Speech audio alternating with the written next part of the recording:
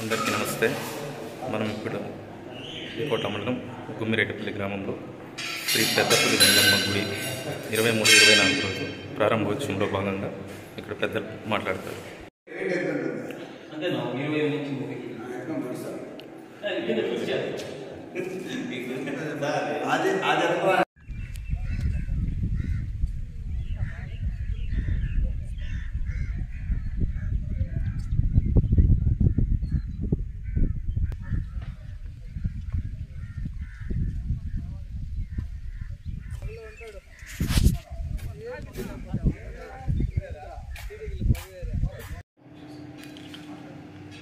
అందరికీ నమస్కారం.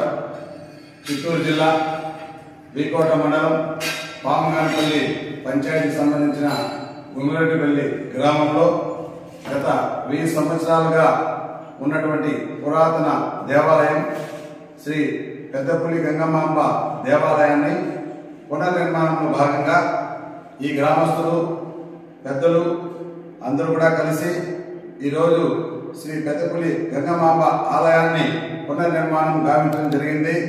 దాంట్లో భాగంగా ఈ నెల 23-24వ తేదీలో బుధవారం గురువారం అమ్మవారి ఆలయ ప్రతిష్టాపన కార్యక్రమం నిర్వహించబడను.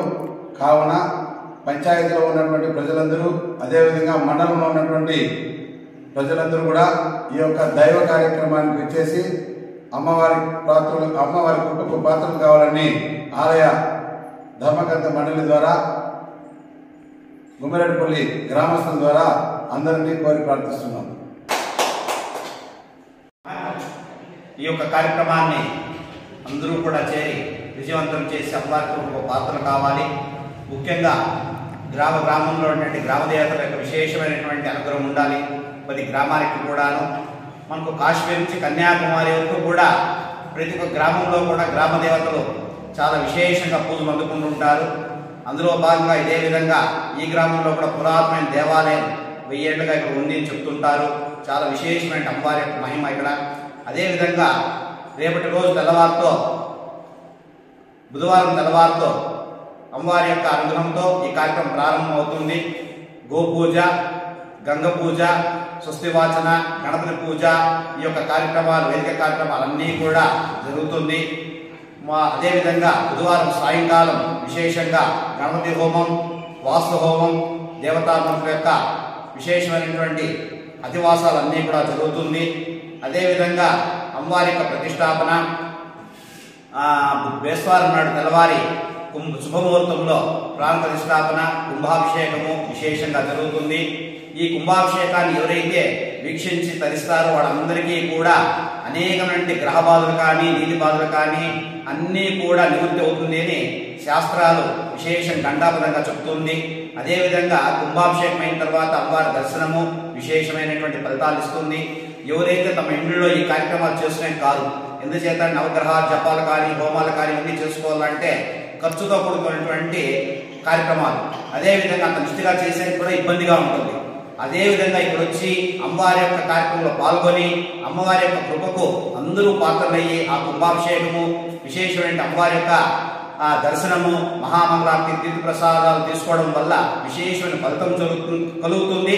అదేవిధంగా గ్రామానికి అందరికీ కూడా శ్రేయస్సు కలుగుతుంది. ఎందుచేత అంటే లోక కళ్యాణం కోసం అందరూ ప్రార్థన చేసేటువంటి విశేషమైన ప్రార్థన లోకా సమస్త శుకునో భవంతు అనేటువంటి విశేషమైనటువంటి కార్యక్రమం. ఎందుచేత అంటే ధర్మో రక్షిత రక్షిత, ధర్మాన్ని అందరూ కట్టుబడి ఎవరైతే ఆచరిస్తారో వారందరికీ కూడా అమ్మవారి యొక్క కరుణా కటాక్షం ఎప్పుడూ ఉంటుంది. దాంతోపాటు ఈ కార్యక్రమాన్ని అందరూ పాల్గొని ఆ కుంభాభిషేకంలో పాల్గొనడం వల్ల అందరికీ కూడా అమ్మవారి యొక్క కృప వీక్షణ తప్పగా ఉంటుందని ఘంటాపరంగా చెప్పవచ్చు. శ్రీమాత్రే నమః.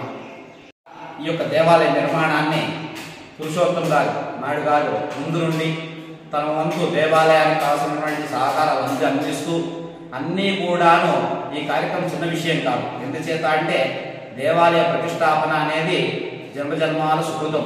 అందులో భాగంగా వాళ్ళ యొక్క గ్రామ దేవతలు ఇక్కడ స్థాపన తిరిగి పునఃప్రతిష్టాపన చేయడము విశేషమైనటువంటి కృపా అనుగ్రహం. ఆ యొక్క అనుగ్రహం వాళ్ళకి ఎప్పుడు ఉండాలని గ్రామస్తులందరికీ కూడా ఈ యొక్క అనుగ్రహం అమ్మవారి యొక్క కృపా వీక్షణ ఎప్పుడూ ఉండాలని అమ్మవారిని ప్రార్థిస్తూ ఇక్కడ వచ్చిన వాళ్ళందరికీ కూడా రేపటి రోజు మన్నాటి రోజు 2 రోజులు జరిగే కార్యక్రమంలో వాళ్ళందరికీ కూడా పాల్గొని సహకారాలు అందించి ధన రూపేణ అదేవిధంగా సహకారాలన్నీ అందించి ఈ యొక్క అమ్మవారి యొక్క కార్యక్రమం విజయవంతం చేయాల్సిందిగా మనవి.